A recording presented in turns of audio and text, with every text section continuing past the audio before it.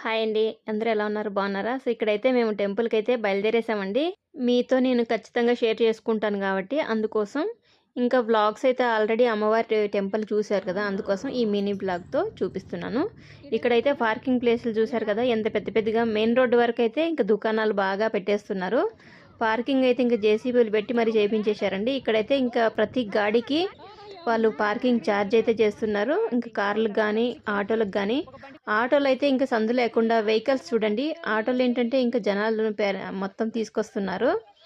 ఇంకా ఇక్కడ vehicles మిగిలిండే vehicles కూడా చూడండి ఎంతమందొస్తారంటే ఫుల్ డెవలప్ అయిందండి ఇక్కడ. అమ్మవారి దర్శనం చేసుకోవడం కూడా చాలా కష్టం.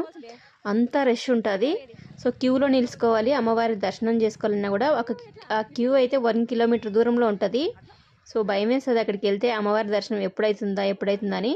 సో, తిరుపతిలో వెంకటరమణ స్వామి దగ్గర ఎలా ఉంటారో అంత క్యూ అయితే ఉంటుంది. నేనైతే ఇంకెళ్ళి ఏం చేయాలబ్బా అని